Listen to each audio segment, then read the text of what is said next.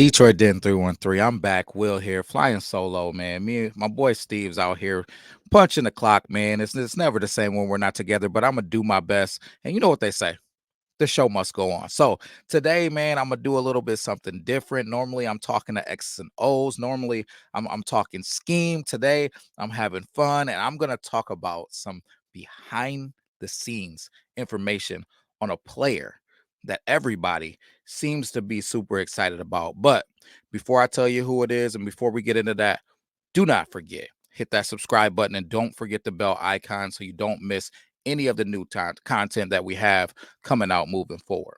That said, first thing I'm going to do here is throw out some flowers, man. Shout out to my brother, Riley Wood, man, coming through with some clutch information for me. He gave me a little breadcrumb, a little, a little secret info to get me ahead of the game. My boy Riley moved from Michigan out to Alabama, and he has some little connections out there to these Bama boys. You know, we're pretty much the Bama Lions now. So he let me know that his cousin's company, this called the next round.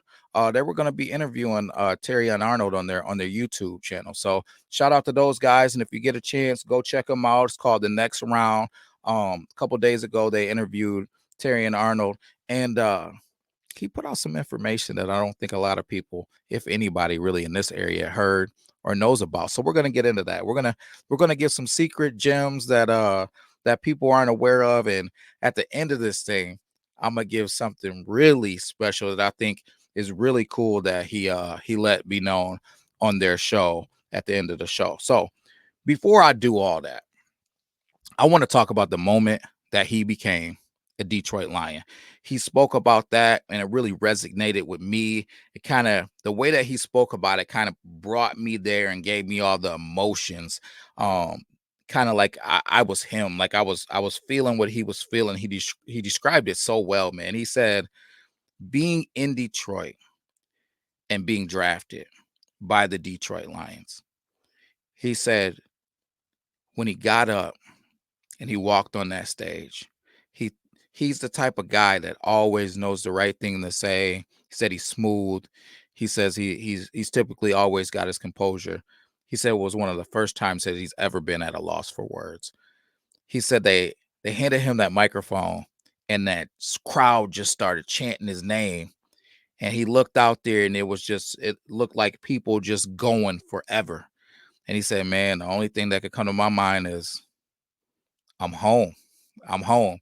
And man, I got first thing I gotta say is shout out to Detroit for showing up and showing out and welcoming this young man to the Detroit Lions in a way that I know that he will probably never forget. That was super cool. It was super cool to hear him talk about that moment. And another moment that he talked about, and another thing that I think is going to be super big for us is he talked about how much he felt like Brad and Dan wanted him. You know, they wanted him here. He talked about how it it didn't go it wasn't missed that the Detroit Lions traded draft equity. They thought so much of him that they traded draft equity to go up and get him. And this is something that I didn't know. I didn't know the Lions were trying to get him at 15 or 16. So he obviously was a Detroit Lions guy. You know, he said that when he came here on his visit, it was an awesome visit, but Brad made mention to the fact that he would love to have him as a Detroit Lion, but he didn't think he would be available where we were selecting, and they would probably have a hard time getting up high enough to get him. So I think this is another situation, man, where the Detroit Lions have all the stars aligning, right? We got, you think about the Aiden Hutchinson situation.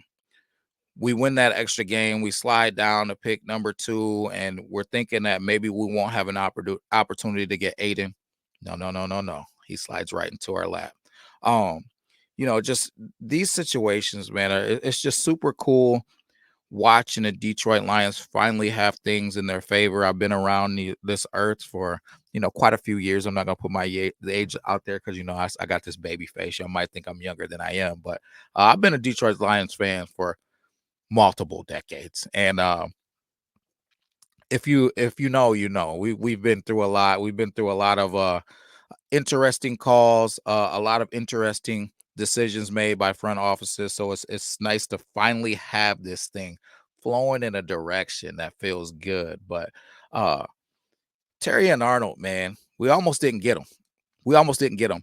And we were actually a coin toss, a coin toss away from Terry and Arnold being a Raider, right? So the Raiders head coach ended up saying that Brock Bowers and Terry and Arnold came down to a coin toss. So I think the football guys did us a favor there. You know, he flipped that coin in a favor of Brock Bowers and had those guys take him, and ultimately we ended up getting our guy, man, at pick 24, even though we were willing to trade up as high as 15 or 16 to go get him.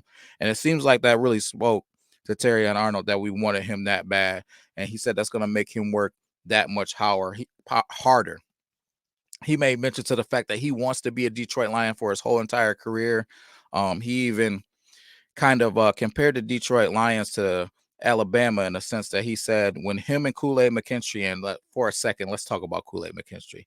Shame on a lot of you guys. Right? Shame. I keep receipts. A lot of you guys wanted Kool-Aid McKinstry over Terry and Arnold. I told you guys that Terry and Arnold was the best cornerback on that team. Yet remains to be seen, though. We got to see by the play on the field. But I think that he made mention to the fact that when he got there, him and Kool-Aid McKinstry as freshmen, Alabama's secondary was in question. They were giving up yards. It was kind of a weak point of their defense and their team.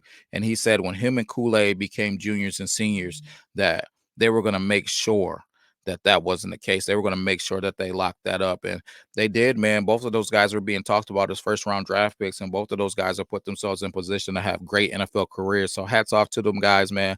I tip my hat to them. It kind of flows in to that trademark that those guys got. What was it called? Link. Let all naysayers know. Him and Jay Milroe created that, man. I think it's pretty cool. He said he's bringing that on out to Detroit, man. So yeah, man, let these naysayers know. Let the ones that thought that you weren't the best corner in this draft, let them know, man. Let them know what your play on the field. I'm excited to see it. I'm excited to see you, in a decade from now, get fitted for your gold jacket, man. Like let's get it done, man. So with that being said, there's some other secrets, some secrets that he left out here. That people probably have no idea about. I know that I would have never guessed that he would be doing this. So he talked about some behind the scenes information that him and Jay Milroe are getting into.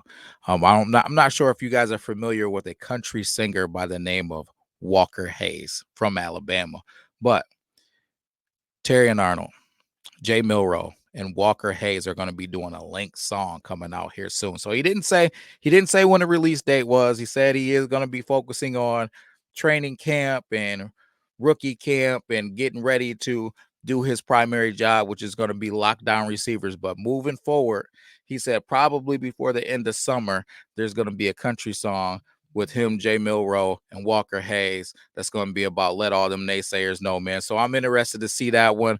We'll see if this guy can do it all, man. Can he cover receivers? Can he put out music? Can he act? I don't know, man. The sky's the limit. If this dude gets on the field and plays phenomenally, I think he's the type of guy, man, that you're going to be seeing out here in movies. You're going to be seeing his billboard all over Detroit. His jerseys are going to be selling like hotcakes. He's going to be a fan favorite. I'm excited, man. I believe that we got a superstar. I believe that we got the right guy in this draft, and the stars aligned and allowed us to just have another Christmas, man. Have another situation to where the Detroit Lions had the exact player that they needed fall into their lap, or players if we get into some of those other guys. So, guys, put it in the comments. Is this guy about to be a superstar? Is he about to take off? Will he be the one of those guys that's the defensively one of the faces of the league, of the NFL, or is it overhyped, man? Because I'm drinking the Kool-Aid, so to speak. I'm drinking the Kool-Aid right now, Terry and Arnold. I'm excited. I think that we got a special player and a special person, man. Somebody who's committed to working hard. He's talked about his loyalty. He's talked about wanting to finish his career as a Detroit Lion.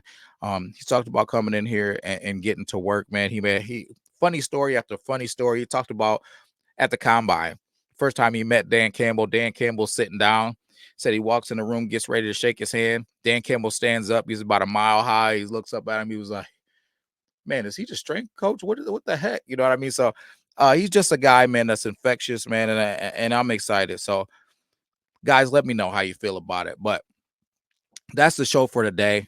Please, please, if you feel moved and you like our content, hit that subscribe button. Let us be the stop for you for the Detroit Lions our content. And just keep supporting us, man. We truly appreciate it. Until next time, peace.